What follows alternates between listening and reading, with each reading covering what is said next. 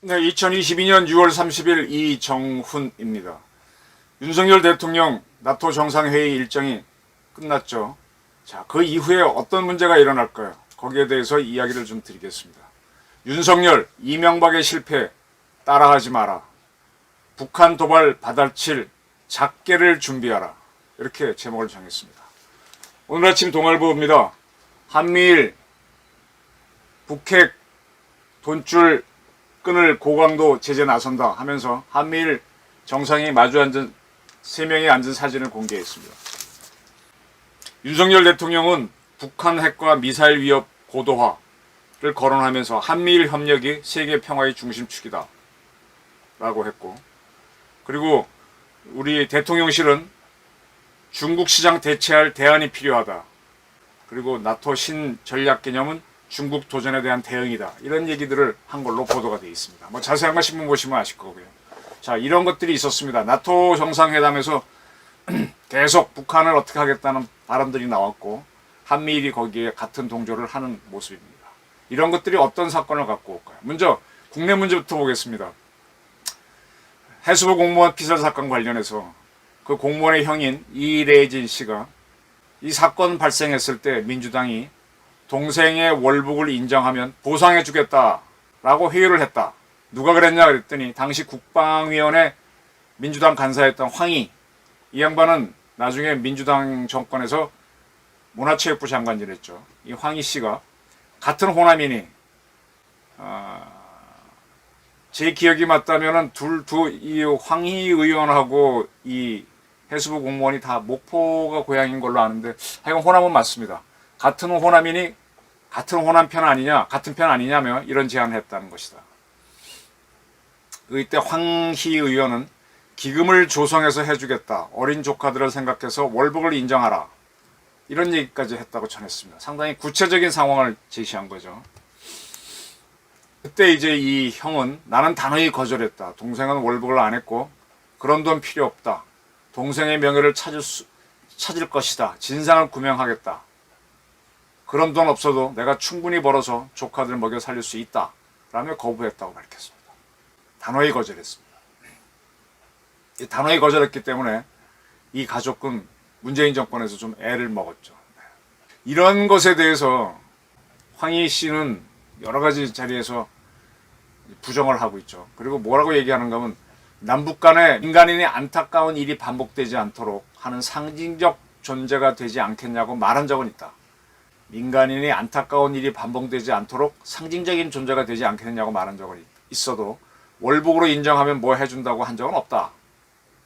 저는 요 말에 상당히 주목합니다. 황이라는 사람이 이 형을 만나서 뭐라고 대화한 건 맞고 남북 문제에 대해 언급한 건 맞습니다. 그래서 상징적인 존재가 되지 않겠느냐, 월북으로 인정하면 뭘 해준다. 상징적인 존재가 되려면 기금 같은 게 필요하겠죠. 뭐 그런 얘기겠죠. 저는 황희 씨를 보면서 지금 이 양반이 이제 문체부 장관 끝나고 지금 국회의원인데 BTS 군 면제 시켜줘야 된다. 뭐 이런 걸 추진하죠. 여러분들은 어떻게 보십니까? 세계적인 음악인이고 하니까 군에 안 보내는 게 좋다. 이런 거 추진하면은 많은 국민들이 대체로 좋아합니다. 근데 BTS가 군에 가는 게 대한민국의 도움입니까? 그 반대가 도움입니까? 저는 대한민국을 위해서 방탄소년단 친구들이 군대를 가는 게 낫지 않나라고 생각합니다. 그러면 형편이 그만 못하다는 친구들도 국가 방위를 하는 걸 성실히 수행할 수 있을 테니까. 노블리스 오블리제가 왜 이 양반들한테는 적용을 안 시키려고 하는지. 황희 같은 사람, 여성시대라고 하는 친민주당 그 사이트에 들어가면 쭉 이런 것들이 또 있어요. 자, 민주당이 어떻게 권력을 잡았나? 우리나라 정치 지형은 51대 49로 약간 보수가 많습니다. 그 중간이 또 한 10% 정도 있고, 10%를 누가 끌어가느냐 문제인데, 인기 발언 많이 하면 가는 거예요. 문재인 대통령이 마지막까지 40% 지지 유지한 거는 그런 거였습니다. 자기 마음에도 없는 거 계속 그 10%를 끌어오기 위해서 이렇게 하면서 유지한 거거든요. 근데 윤석열 대통령은 지금 자기 세력 한 40몇 프로가 있는데 그 중에 이제 좀 더 치열한 쪽은 왜 박근혜 대통령을 잡아놓은 사람이 대통령이 됐냐라고 하면서 좀 이걸 좀 싫어하다 보니까 지금 자꾸 처지는 거죠. 그리고 이 중간 끌어오는 인기 발언을 안 하는 겁니다. 이 BTS를 좋아하는 사람 끌어오기 위해서 이런 얘기 하는 사람, 그리고 남북 관계에 있어서 당신이 좀 이렇게 좀 양보하면 안 되겠느냐 이런 것들. 근데 이렇게 하는 사람들은 김정은에 대해서는 관심이 없죠. 약점이 문제가 바로 그겁니다. 자, BTS 소년단이 군대를 가면은 군대에 대한 의무 복무에 대한 그 열정이 올라갈 텐데 그런 건 안 보고 이 북한하고 잘해서 남북 간의 휴전선에서 NLL에서 마찰이 없으면 오히려 우리가 잘 될 것 같다. 잘 될 수도 있겠죠. 그 말 맞아요. 중국이 뭘 하든 간에 우리 중국 단분이나 빼먹자. 그러면 잘 될 수도 있죠. 지금 인도가 그러고 있죠. 인도가 러시아가 우크라이나 침공하면서 서방 국가들이 석유를 안 사주고 하는데 인도가 사주지 않습니까? 중국이 사줘서 열어주면 두 나라는 혜택 보는 겁니다. 굉장히 혜택 보는 겁니다. 근데 그게 이제 얼마나 갈까 두고 보는 거죠. 큰 거를 안 보는 거죠. 자기 눈앞이 이익만 보는 거죠. BTS 소년단 군대 안 가게 해주자. 자, 우상호란 사람은 이 유가족을 만난다고 할 때 유가족들이 기자회견을 하고 들어오니까 언론 플레이 하지 말라라고 봤습니다. 이게 무슨 내용이에요? 그 유가족의 아픔에 대해서는 전혀 공감을 못하고 유가족을 적으로 보는 거죠. 자기가 만나주겠다고 해놓고도. 그럼 북한에서 하는 거는 그렇게 안 봅니다. 이자들. 이번에 나토에서 아까 말씀드렸듯이 우리 대통령이 많이 북한에 대해서 어떻게 하겠다는 얘기를 했습니다. 이제 북한은 7차 핵실험 준비하고 있고요. 그럼 어떻게 할까요? 저는 강력한 도발을 할 거라고 봅니다. 근데 그때 당해. 그리고 어떻게 하지 못해. 그리고 외교적으로 뭐 한미일 동맹 강화하겠다. 이런 식으로만 나가면 그때 민주당 세력은 들고 나옵니다.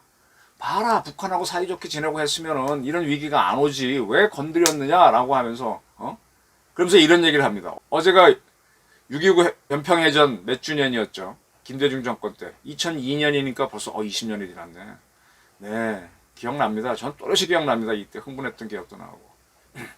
지금 와서 이제 연평해전 우리가 이긴 거다라는 해석이 지금 이제 나옵니다. 그동안 이건 잘 못하던 말인데. 뭐 더 많이 죽였으니까 이겼다고 할 수도 있지만 배가 우리가 꼬르륵 했으니까 참 그것도 그렇죠. 자, 이렇게 우파들이 해석을 해주면 어떤 주장이 나오는가 하면 그때 대통령이 누구냐? 김대중 정부다. 그리고 북한하고 우리가 막 부닥치게 되면 경제가 엉망이 된다. 그러니까 북한하고 싸우지 않는 게 낫다. 천안함 사건 때는 보수의 이명박 대통령 정권이었습니다. 연평도 때도 그렇고. 그때 그렇게 얻어 터졌잖아요. 적 잠수함으로부터 사실상 전쟁 행위를 당한 건데 아무것도 못하지 않았냐. 니들이 아무리 언성 높여봐야 못한다. 그럴 바에 북한을 달래서 잘 가는 게 낫다. 그래, 김정은이 그 희대의 악마란 건 알지만 잘 달래서 관계를 끌고 가야지 맞서면 안 된다. 그런 차원에서 해수부 공무원 유가족을 이렇게 설득을 한 거지 매수는 아니다. 이런 식으로 나오죠. 그리고 북한이 도발했을 때 6.29 연평해전 때 우리가 이겼다며. 그래, 우리는 국가안보도 다 했어. 희생은 있었지만 우리는 이겼어. 이런 논리가 나오는 거죠. 이번에 북한이 딱 치고 뭐 크게 도발하면은요, 우리가 꼼짝 못하고 그러면은 봐, 너 못하잖아. 왜 북한 자극해? 너 틀렸어 하면서 끌어내리죠.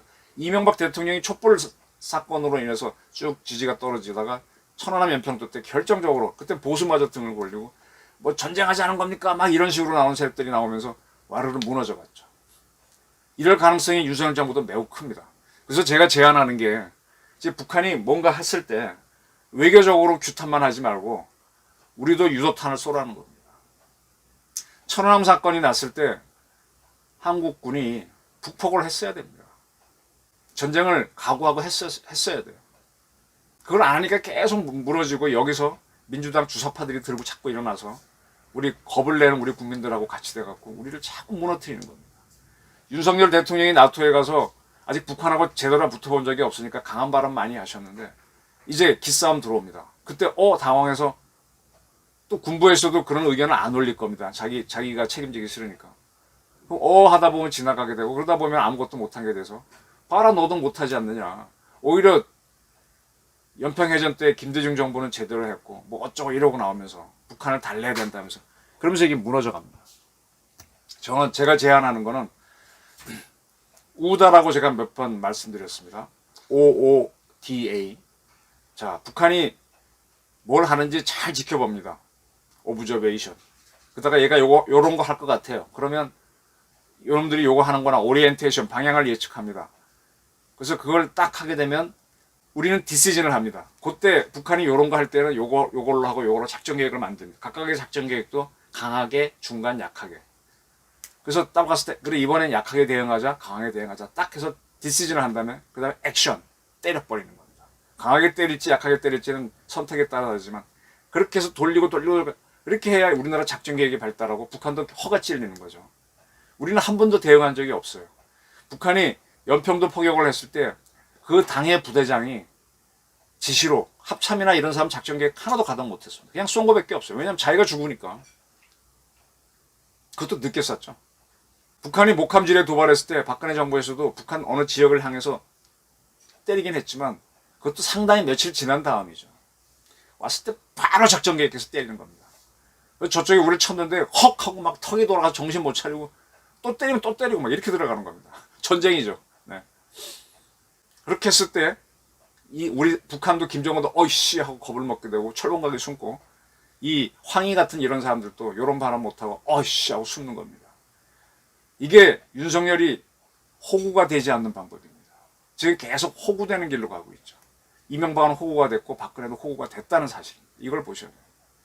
특히 윤석열 정부에서는 이명박 정부 때 외교안 받은 분들이 많이 들어와 있는데 자칫 이분들이 강하게 갔다가 북한이 박광자 한국 관광객 사살하고 막 천안함 일으키고 연평도 일으키고 아무것도 못하고 그럼에도 불구하고 김태효 씨 통해 갖고 북한하고 대화하려고 자남산 여관에서 만나고 엉망진창이 되는 거죠. 북한에 나토에 가서 많은 얘기를 했으니까 북한이 도발하면 바로 때리는 작계를 지금 군부를 어떻게든 닥달해서 준비시켰다가 고 못 들어가면 그때 그 사람 처단해야 됩니다. 네. 어떻게 명령 불복종해야 하고 그렇게 해서 기강을 살리면 북한도 야 시간 다른 정권이야 하면서 방정식이 바뀝니다. 그걸 준비해야 됩니다. 차제에 이 황희 같은 이런 사람들이 요리조리 하는 거죠. 좋은 게 좋다. 그래서 민주당 정권이 자기 유지하는 겁니다. 그 자들이 사실은 간신배들이죠. 그들의 공간을 줄여야죠. 그런 준비를 윤석열 대통령은 마드리드에서 오시면 바로 해야 됩니다. 우리 군부를 지금 군부에 민주당이 기생하는 세력 참 많습니다. 자기 진급만 하려는 사람은 더 많고요. 싸우려는 군인을 만들어야 돼요. 경찰, 검찰 바로잡는 거 중요하지만 국정원하고 군 바로잡는 거 더 중요합니다. 오시면서 지금 많은 말을 나토에서 하셨으니까 말로만이 아니라 유도탄, 규탄이 아니라 유도탄을 준비하셔야 됩니다. 작게를 준비하도록 우리 군부를 닥달하시기 바랍니다. 네. 경찰연주에서 감사합니다.